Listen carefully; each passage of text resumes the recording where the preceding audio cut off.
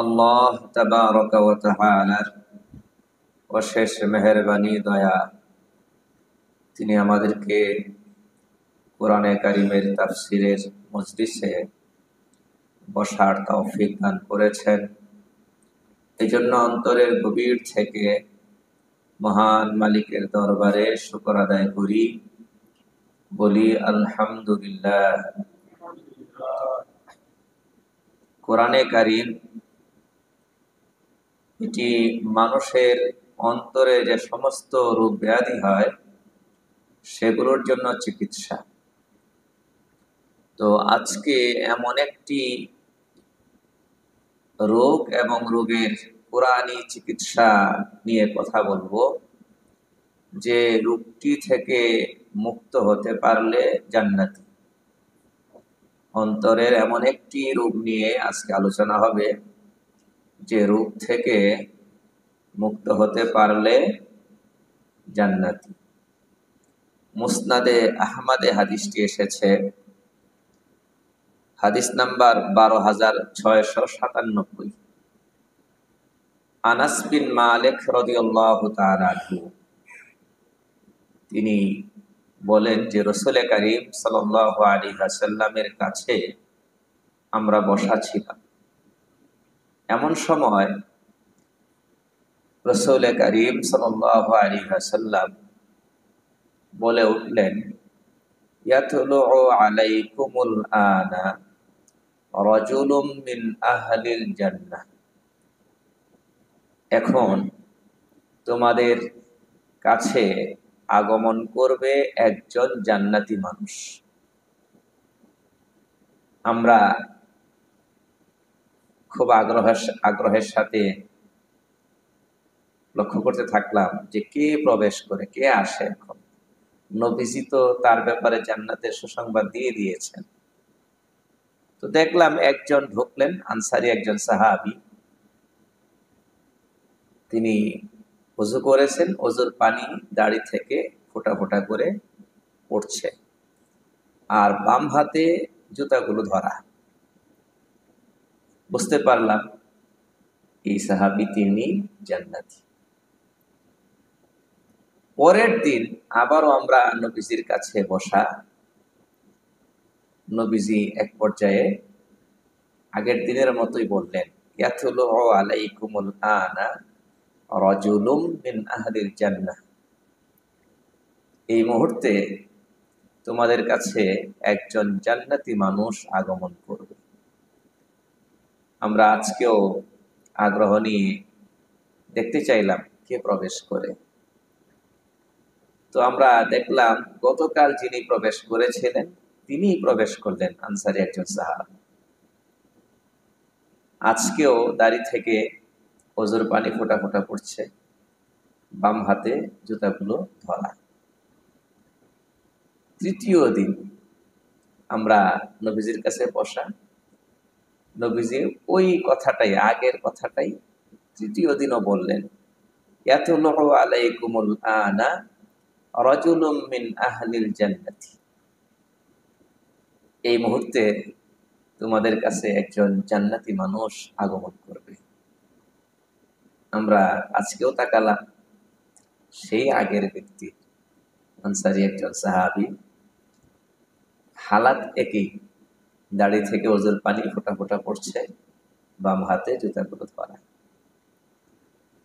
আব্দুল্লাহ ইবনে আমর ইবনুল আস রাদিয়াল্লাহু তাআলা, তার মনে চিন্তা আসলো,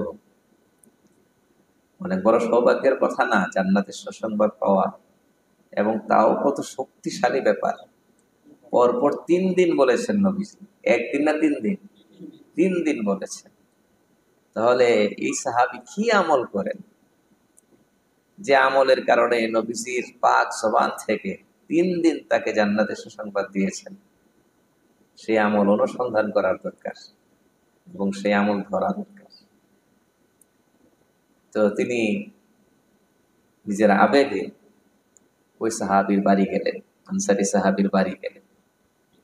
আমি হাদিসে শুধু তরজমা বলছি, লম্বা হাদিস তো। বাড়ি গিয়ে একটা কৌশল অবলম্বন করে কথা বললেন।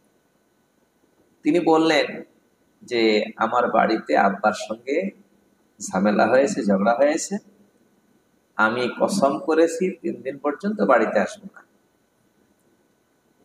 তো এই 3 দিন আপনার বাড়িতে মেহমান হতে চাই। আপনাদের মনে প্রশ্ন জাগবে, যেটা তো হয়তো তিনি অসত্য বলেছেন, ঠিক না? অসত্যই বলেছেন। কেন অসত্য বলেছেন? অসত্য বলা ঠিক আছে কিনা, এই প্রশ্নের জবাব আমি হাদিস বর্ণনা শেষ করে বলব। তো তিনি বললেন যে আমার বাবার সঙ্গে ঝামেলা হয়েছে, আমি কসম করে বলেছি যে 3 দিন বাড়িতে আসবো না। ওই 3 দিন আপনার ঘরে মেহমান হতে চাই। তিনি বললেন ঠিক আছে, হও মেহমান। এখনকার মতো এরকম দালান কোঠা কি সেই যুগে ছিল নাকি? একটা ঘরে কয়েকটা ঘর, এক ঘরের ভেতরে কয়েক ঘর, না? এই যে এক একটা রুম, দেয়াল দেয়া, আলাদা দরজা দেওয়া নাকি? যে রুমে যে থাকে সেই থাকে, বাইরে থেকে কেউ জানার কায়দা নেই তিনি কি করেন ভিতরে। তো আগের দিনে এত সুপরিসর ঘর ছিল না, এত মজবুত দেয়াল টেয়াল করারও কোনো কায়দা ছিল না, অল্প জায়গার মধ্যেই সবাই থাকতেন নাকি? তো তার উদ্দেশ্য হলো রাত্রবেলায় কি আমল করেন। দিনের আমল তো সবারটাই সবাই দেখার সুযোগ পায়, নিশ্চয় উনি রাতের গভীরে এমন কোন আমল করেন যে আমলের কারণে নবীজি পর পর 3 দিন জান্নাতের সুসংবাদ দিয়েছে। তো আমি এই আনসারী সাহাবীর রাতের আমল পর্যবেক্ষণ করব। তো আমি প্রথম রাত্রে খেয়াল করলাম, সারা রাত জেগে জেগে খেয়াল করলাম, লুকিয়ে লুকিয়ে দেখার চেষ্টা করলাম কি আমল করে। দেখলাম না, তেমন কিছু না। রাতে স্বাভাবিকভাবে ঘুমালেন এবং ফজরে জাগলেন। ফজরের আগে আর বিছানা থেকে উঠলেন না। এর আগে শেষ রাত্রে ঘুম ভেঙে গেছে, জেগেছেন, জিকিরের আওয়াজ শুনেছি, শুয়ে শুয়ে জিকির করেছেন আল্লাহু আকবার, অথবা অন্য কোনো জিকির, তাকবীরের কথা আসছে এবং জিকিরের কথা আসছে, তাকবীরও জিকির, অন্য কোনো জিকিরও সাথে করেছেন। লা ইলাহা ইল্লাল্লাহ হতে পারে, সুবহানাল্লাহি ওয়া বিহামদিহি হতে পারে। বর্ণনায় আসছে তিনি জিকির করেছেন, তাকবীর বলেছেন, শুয়ে শুয়ে, বিছানায় শুয়ে শুয়ে। তাহাজ্জুদটাও শেষ রাত্রে পড়েন নাই।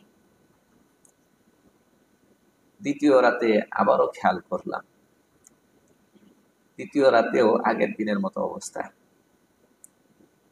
শেষ রাত্রে বিছানায় শুয়ে শুয়েই তাকবীর বলেছেন, জিকির করেছেন, আর ফজরে বিছানা থেকে উঠেছেন। তৃতীয় রাতেও একই আমল। তো আমার মনের মধ্যে তো একটা বিরাট খটকা। আমল তো খুব খুব সাধারণ আমল, অথচ এই সাহাবীকে নবীজি পরপর 3 দিন জান্নাতের সুসংবাদ দিয়েছেন। তৃতীয় দিন তার কাছে গিয়ে বললাম যে আসলে আমার আব্বার সঙ্গে কোনো ঝামেলা হয়নি, কোনো ঝগড়া হয়নি, আমি কসমও করিনি। ব্যাপারটা হচ্ছে রসুল সাল্লাল্লাহু আলাইহি সাল্লামের জবান মুবারকে আপনার ব্যাপারে পরপর 3 দিন এই বাক্যটা শুনেছি, আপনি জান্নাতি, কথাটা শুনেছি। ওই আগেরটা শোনালেন। তো আপনি কি আমল করেন সেটা দেখার জন্য এসেছিলাম। তো তিনি বললেন আমল তো আমার অতটুকু নেই, অতটুকুন যতটুকুন তুমি দেখেছো, এর বাইরে আমার কোনো আমল নেই। যতটুকুন দেখেছো এতটুকুন, এর বাইরে আর কোনো আমল নেই, লুকানো কোনো আমল নেই। তো ওই সাহাবী আব্দুল্লাহ ইবনে আমর ইবনুল আস তিনি ফিরে যাচ্ছেন। তো যখন ফিরে যাচ্ছেন ডাক দিয়েছেন যে আর একটা কথা শুনে যাও, আমার আমল যতটুকু দেখেছো ততটুকু, তবে একটা জিনিস, একটা বিষয়ের আমি খুব গুরুত্ব দিই। সেটা কি? সেটা হচ্ছে যে আমি কারো ব্যাপারে আমার অন্তরে হিংসা রাখি না, কোনো মানুষের ব্যাপারে আমার অন্তরে বিদ্বেষ আমি পোষণ করি না। কথা বুঝতে পেরেছেন? এই দুটা কাজ করি আমি কারো ব্যাপারে অন্তরে হিংসা পোষণ করি না, বিদ্বেষ পোষণ করি না, কোন মুসলমানের ব্যাপারে আমার অন্তরে মন্দ ধারণা নেই। তখন এই আব্দুল্লাহ ইবনে আমর ইবনুল আস রাদিয়াল্লাহু তাআলা তিনি বললেন ধরতে পেরেছি ব্যাপারটা এখানে। তিনি বললেন হাদিহিল্লাতি বালাগাত ইক, এই যে তোমার একটা বিশেষ আমল, অন্তরকে পাক রাখতে পেরেছ, অন্য মুসলমানের ব্যাপারে, কোনো মুসলমানের ব্যাপারে তোমার অন্তরে কোনো হিংসা নাই, বিদ্বেষ নাই, এটাই তোমাকে এই মর্যাদায় উন্নীত করেছে। আর এটাই এমন এক গুণ, যে গুণটা অর্জন করা বা করতে আমরা পারি না। ওয়াহিয়াল্লাতী লা নুতিকু, এই গুণটি আমরা অর্জন করতে পারি না যেটা তুমি অর্জন করেছো, আর এই গুণের কারণেই তুমি জান্নাত। তাহলে দেখতে পারলেন তো যে হিংসা এমন একটা রোগ, এই রোগ থেকে মুক্ত হতে পারলে কি জান্নাত। এই রোগটা নিয়ে এই কথা বলবো। কোরআন কি চিকিৎসা দিয়েছে সেটা আমরা জানার চেষ্টা করব। হিংসা সম্পর্কে তো কম বেশি জানি, এবং প্রত্যেকের ভেতরেই কম বেশি হিংসাটা আছে। এখন চিকিৎসা কি? কোরআন থেকে চিকিৎসাটা নেব আজকে। প্রশ্ন জাগে না, যে দুটা প্রশ্ন রয়ে গেছে না? প্রথম কথা হলো, তিনি অসত্য কথাটা কেন বললেন? কেউ যদি আরো সরল করে বলে তাহলে বলবে মিথ্যার আশ্রয় কেন নিয়েছেন? ওনার ঘরে মেহমান হওয়ার জন্য অসত্যের আশ্রয় নিয়েছেন না? কি বলেছেন? বাবার সঙ্গে ঝগড়া হয়েছে, 3 দিন ঘরে যাবেন। বুঝতে পেরেছেন? তো এটা বোঝার আগে আমি একটা দৃষ্টান্ত দিই। তো আমি, আপনার সঙ্গে আমার সাক্ষাৎ হলো, আপনার কাছে আমি এই 50,000 টাকার একটা বান্ডিল দিলাম, দিয়া বললাম যে খরচ করবেন হাদিয়া। তো আপনি আমার দিকে তাকায় রইলেন যে আমার 50,000 টাকার বান্ডেল দিল, আবার বলতেছি কি হাদিয়া, ঠিক না?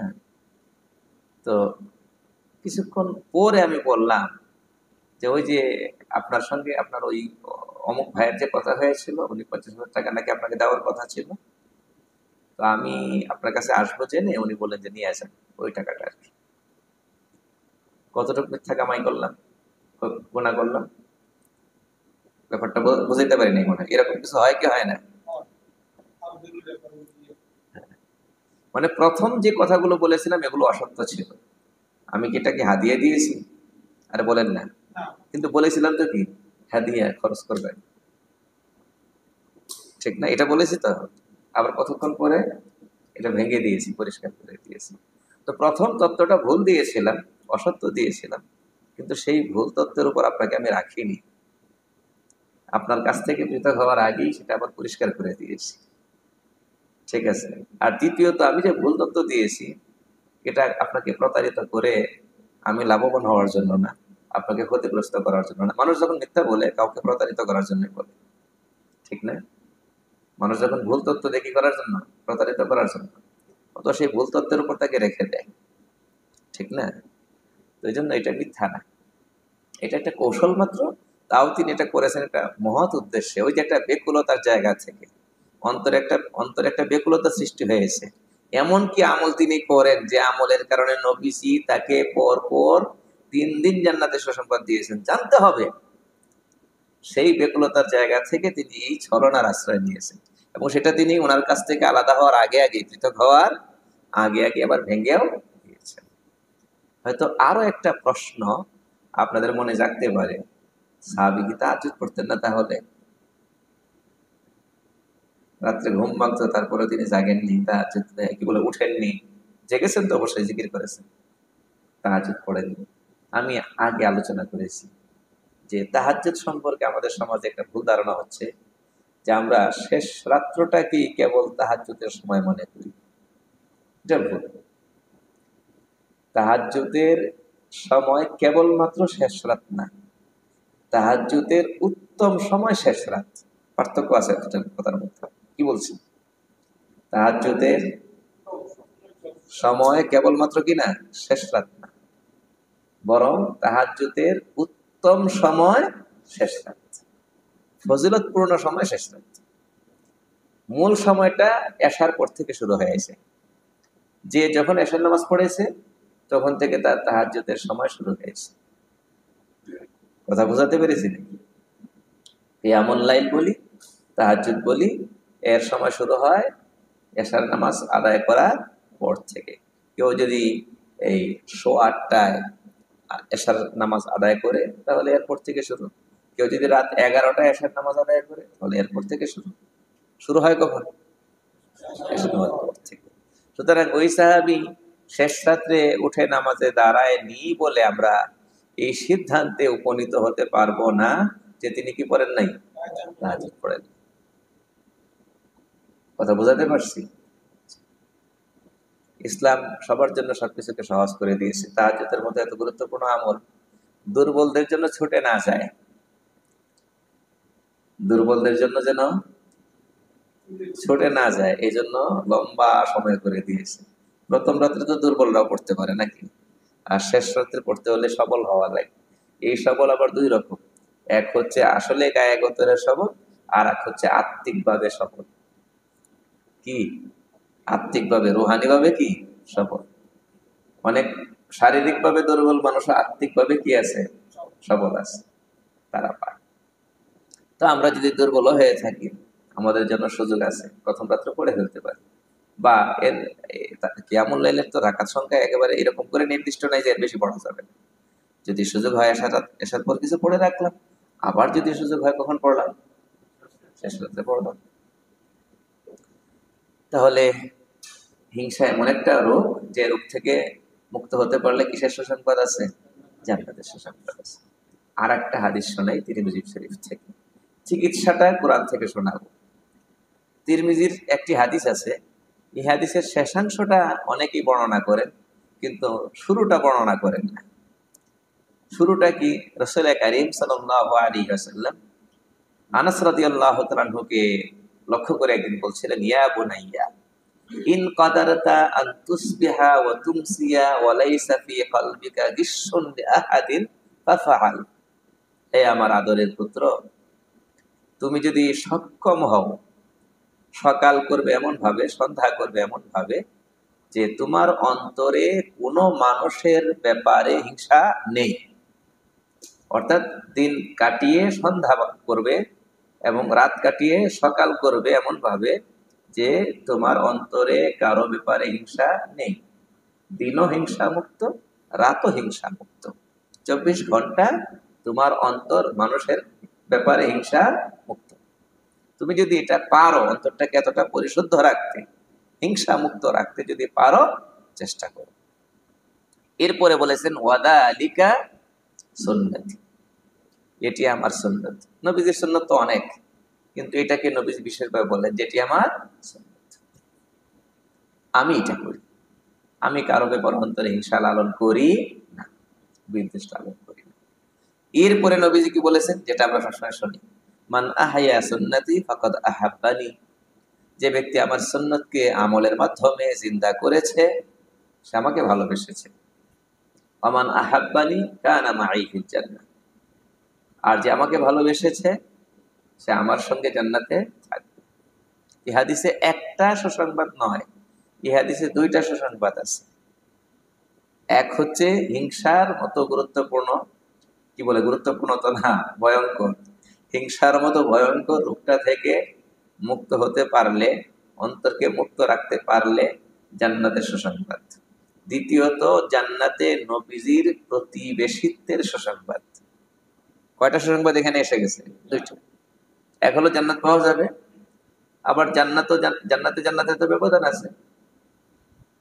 হ্যাঁ, জান্নাতে ব্যবধান আছে। আর বোঝেন নেই মনে হয়, বরযাত্রীর সাথে আপনাকেও দাওয়াত দেওয়া হয়েছে, আপনি যাইতে পারবেন।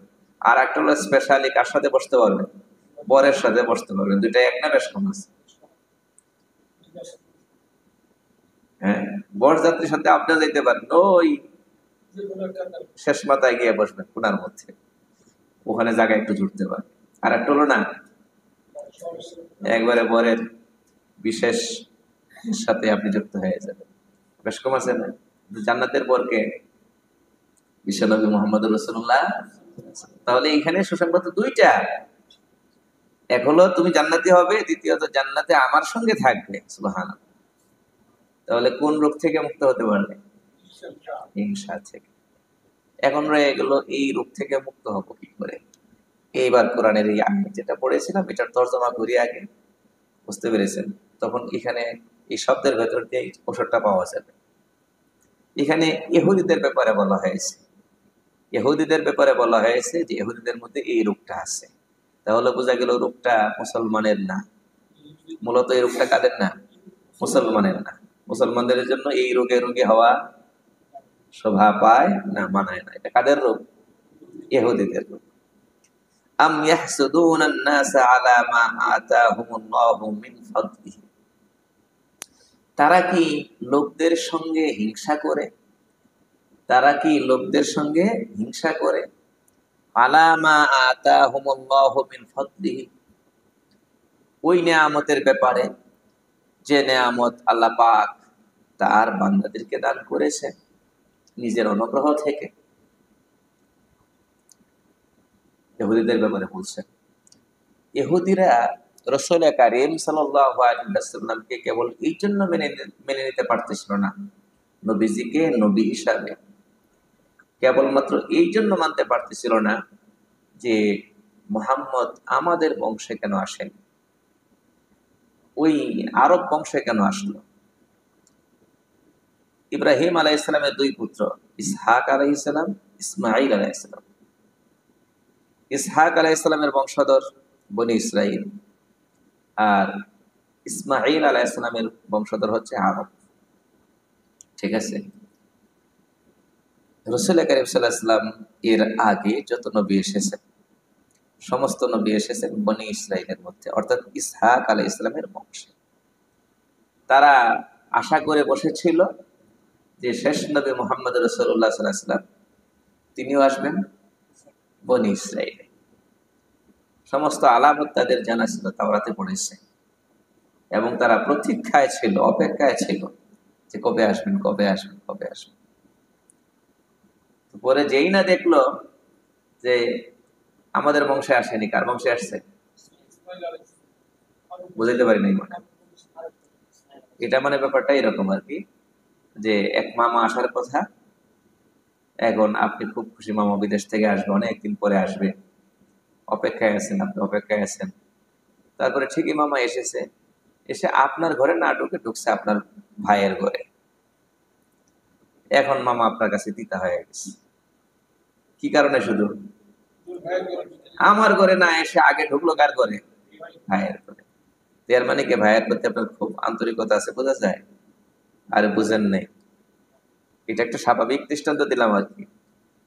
তো মামা দোষটা কি করছে? ভাইয়ের ঘরে ঢুকছে, তো ভাই তো আপনার ভাই না। এটা কখন হবে? ভাইয়ের সঙ্গে যদি আপনার কি থাকে, দূরত্ব থাকে, তখন আপনি এটা মেনে নিতে পারবেন না। হিংসা থাকলে মেনে নিতে পারবেন না। তাদের ব্যাপারটা এরকম হয়েছে। মামা তো তখন ভালোই ছিল, ভাইয়ের ঘরে ঢুকলো কেন? বিশ্বনবী মুহাম্মদ রাসূলুল্লাহ সাল্লাল্লাহু আলাইহি ওয়াসাল্লাম তো প্রতীক্ষিত নবী, অপেক্ষায় আছে। কিন্তু ইসহাক আলাইহিস সালামের বংশে না এসে ইসমাইলের বংশে আসলো কেন? মানতে পারলাম না। কথা বুঝতে পেরেছে? তো এই কারণে তাদের হিংসা, এই কারণে তাদের কি হিংসা। তাহলে বোঝা গেল হিংসাটা কাদের রোগ? আরে বলেন না, কাদের রোগ? মুসলমানদের সবাই পায়? সব পায় না। আচ্ছা, তো এবার ঔষধটা কি জানেন? ঔষধটা হলো কোরআন বলে দিয়েছে, আম ইয়াহসুদুনান নাসা আলা মা আতাহুমুল্লাহু মিন ফাদলিহি।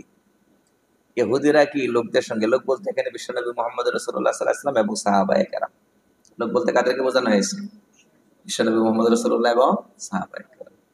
তারা কি লোকদের সঙ্গে হিংসা করছে? আলা মা আতাহুমুল্লাহু মিন ফাদলিহি, আল্লাহ নিজের যে অনুগ্রহটা তাদেরকে দান করেছেন এই ব্যাপারে। আল্লাহ যে অনুগ্রহ তাদেরকে দান করেছেন এই ব্যাপারে বুঝাতে পারছি। তাহলে এইখানেই চিকিৎসা। এখন আমার যদি আপনার উপর হিংসা এই কারণে হয় যে দুইজন একসঙ্গেই চাকরিতে ঢুকেছিলাম, আপনার খালি প্রমোশন হয়ে যাচ্ছে, আমার একটাও হলো না, এই কয়েক বছরের মতো আপনার দুইটা হয়ে গেল, এখন আর আপনাকে ভালো লাগে না। ঠিক আছে, তাহলে হিংসাটা হচ্ছে কিসের কারণে? আপনার প্রমোশনের কারণে। কিসের কারণে? প্রমোশনের কারণে। এখন যদি খালি আপনাকে দেখি আর আপনার প্রমোশন দেখি, তাহলে আমার অন্তরে হিংসা থাকবে। যদি এতটুকুন পর্যন্ত নজর থাকে, দৃষ্টি যদি এতটুকুতে সীমাবদ্ধ থাকে যে আপনি এবং আপনার প্রমোশন, তাহলে আমার অন্তরে হিংসা থাকবে। দৃষ্টিটাকে যদি আরেকটু উপরে উঠাই যে এই প্রমোশন তো আল্লাহ আপনাকে দিয়েছেন, এই প্রমোশন কে দিয়েছেন? আল্লাহ আপনাকে দিয়েছেন। কে দিয়েছেন? আল্লাহ দিয়েছেন। তাহলে আর হিংসা করা যাবে? বুঝেন নাই কথাটা? যা দিয়েছেন কে দিয়েছেন? আল্লাহ দিয়েছেন। তো আল্লাহ যদি দেন, এবার কি আল্লাহর ফয়সালার উপর আমি হিংসা করতে পারবো নাকি? ওই নজর উপরে উঠাইলেই হয়ে গেছে। নজর উপরে উঠাইতে বললে কি হয়ে গেছে? যত বিষয় নিয়ে আমরা হিংসা করি, আমরা যদি ওই এইভাবে করে চিন্তা করি, আরে তার যা আছে দিয়েছেন কে? আল্লাহ। দিয়েছেন কে? আল্লাহ। এটা আল্লাহর দয়া, আল্লাহর দান। ওনাকে আল্লাহ দুনিয়াতে দিতে চাইছেন, এই জন্য দিয়েছেন, বিশেষ কারণে দিয়েছেন, বিশেষ হেকমতে দিয়েছেন। আমাকে দেন নাই। দেন নাই কে? আল্লাহ। দিয়েছেন কে? আমাকে দেন নাই আল্লাহ, তাকে দিয়েছেন কে? আল্লাহ। তো আল্লাহ যদি দিয়ে থাকেন, আমি কি আল্লাহর ফয়সালার উপর নারাজ হইতে পারি নাকি, অসন্তুষ্ট হইতে পারি নাকি? এই এই পয়েন্টের মধ্যেই আপনার ঔষধ আছে। সেই জন্য আমরা যাকে যা আল্লাহ দিয়েছেন আল্লাহর দান হিসেবে যদি বিশ্বাস করি আর চিন্তা করি, তাহলে কিন্তু হিংসা থেকে মুক্ত হয়ে যেতে পারব। সর্বোচ্চ যেটা হবে সেটা হচ্ছে যে, আরে আল্লাহ যদি আমাকেও দিতেন, তাকে তো দিয়েছেন, আল্লাহ যদি আমাকেও দিতেন, তাহলে এটার নাম আর হিংসা না। এটা আরবিতে হিংসাকে বলা হয় হাসাদ। তাকে দিয়েছেন, যদি আমাকেও দিতেন, এটাকে আরবিতে হিংসা বলা হয় না। এটাকে আরবিতে বলা হয় গিবতা। বাংলাতে বলা হয় ঈর্ষা। বাংলাতে বলা হয় কি? ঈর্ষা। হিংসা আর ঈর্ষার মধ্যে একটু কি আছে? পার্থক্য আছে। হিংসা হলো আপনারটা আমি সহ্য করতে পারতেছি না, আর ঈর্ষা হলো আপনারটা আমি মেনে নিয়েছি, বাকি আমিও চাচ্ছি, আমিও চাচ্ছি। এটা সমস্যার কিছু নেই। আপনার ভালো কিছু দেখলে আমার ভালো কিছু পাওয়ার আগ্রহ জাগতেই পারে। কথা বুঝতে পেরেছেন নাকি? এটা স্বাভাবিক বিষয়। ঈর্ষা স্বাভাবিক বিষয়। ইসলাম হচ্ছে ফিতরতের ধর্ম, স্বভাবজাত ধর্ম। আপনার ভালো দেখলে আমার ভালোর আগ্রহ জাগবে। এখন যদি বলে না, ভালোর আগ্রহ জাগতে পারবে না, তাহলে এটা তো কঠিন বিষয়, স্বভাব বিরুদ্ধ বিষয়। আপনার ভালো দেখলে, আপনি ভালো খাচ্ছেন দেখলে আমারও ভালো খেতে কি করবে? ইচ্ছে করবে। এখন যদি বলে না, আর একজনকে ভালো খেতে দেখলে তোমার ভালো খাওয়ার ইচ্ছে জাগতে পারবে না, এটা কি সহজ বিষয় না? স্বভাব বিরুদ্ধ বিষয়। তো স্বভাব বিরুদ্ধ কোনো বিষয়ের হুকুম কি করেন ইসলাম? কথাটা বুঝাতে পারছি? তাহলে আমরা যদি চাই যে আমাদের অন্তর হিংসা মুক্ত হোক, তাহলে আমাদেরকে এই জায়গাটায়, এই পয়েন্টে আসতে হবে। আমরা যাকে যা তার অর্জন বলে দেখব, সব ফেরাবো কার দিকে? আল্লাহর দিকে। তাকে আল্লাহ দিয়েছে বলা অভ্যাস করতে হবে যে, মাশাআল্লাহ অমুকের তো আল্লাহ 2টা প্রমোশনের ব্যবস্থা করছেন, অমুকের তো 2টা প্রমোশন হয়ে গেছে। এটা না বলে কি বলবো? আল্লাহ অমুকের 2টা প্রমোশনের ব্যবস্থা করেছে। অমুকের তো এখন ফ্ল্যাট 3টা। এটা না বলে কি বলবো? আল্লাহ তাকে 3টা ফ্ল্যাট দিয়েছেন। অমুকের ছেলে তো মাশাআল্লাহ, এক এক ছেলে এক এক দেশে প্রতিষ্ঠিত। সেভাবে না বলে কি বলবো? আল্লাহ তার 3 ছেলেকে 3 দেশে প্রতিষ্ঠিত করেছেন। ওই যদি আল্লাহর নাম মুখে নিয়ে আসি এবং চিন্তাটা ওইভাবে করি, তাহলে আমার অন্তরটা অন্তত কি থেকে মুক্ত হবে? হিংসা থেকে মুক্ত হবে। হবে কি হবে না? হবে কি হবে না? আল্লাহর দান বলে বুঝতে হবে। আচ্ছা, হিংসা থেকে মুক্ত হলে নগদ লাভ আছে। কি লাভ? অন্তর শান্ত স্বাভাবিক থাকবে। অন্তর কি থাকবে? শান্ত স্বাভাবিক থাকবে। আর যদি হিংসা লালন করি, হিংসা পোষণ করি, তাহলে অন্তরে আগুন জ্বলতে থাকবে। কারণ আমার মন সবসময় খারাপ থাকবে, এবং তার যত উন্নতি দেখবো তত আমার জ্বলন ভেতরে বাড়তে থাকবে। হাসাদ কি আগ মে কিউ জ্বলে রহে, তো হিংসার আগুনে অযথাই তুমি কেন জ্বলছ? তাহলে বোঝা গেল হিংসা একটা কি? আগুন। হিংসা একটা কি? আগুন। জ্বলে কে? হিংসুক নিজে। জ্বলে কে? হিংসুক নিজে। এটার দ্বারা দুনিয়াও নষ্ট হয়, আখেরাতও নষ্ট হয়। আর হিংসা থেকে যদি নিজেকে মুক্ত করা যায়, তাহলে দুনিয়াতেও শান্তি হয়, আখেরাতেও জান্নাতের ফয়সালা। ঠিক না? তো এই কথাগুলো যদিও ছোট্ট করে বলছি, সংক্ষিপ্ত সময় নিয়ে বলছি, কিন্তু আমরা এই শেষের যে পয়েন্টটা, এটাকে খুব গুরুত্বের সাথে চিন্তায় রাখবো এবং বলার মধ্যে রাখবো। আর একজনের ভালো কিছু উল্লেখ করার সময় আল্লাহর নাম নিয়ে বলবো। আল্লাহ তাকে যা দিয়েছেন, আল্লাহ মুখেই দিয়েছেন, আল্লাহ মুখেই দিয়েছেন, এভাবে করে বলবো। তাহলে আমার আপনার কথা জিকির হয়ে যাবে। আল্লাহর নাম সহ বললে কথা কি হয়ে যাবে? এই কথা কি কথা রাখবে না, কথা জিকির হয়ে যাবে, জিকির হয়ে যাবে। আর এটার আর এক ফায়দা পেয়ে যাব, আমার অন্তরে কি হবে না, তার ব্যাপারে কোনো হিংসা জাগবে না। আর তার ব্যাপারে হিংসা না জাগলে তার লাভ না আমার লাভ। সে তো তার জায়গায় আছে, আমার লাভ, আমার কি লাভ? আমার অন্তরে বেহুদা আগুন জ্বালাইয়া নিজে জ্বলবো না, ঠিক আছে। আর পরকালে ইনশাআল্লাহ আল্লাহ কিসের ফয়সালা করবেন? জান্নাতের ফয়সালা করবেন।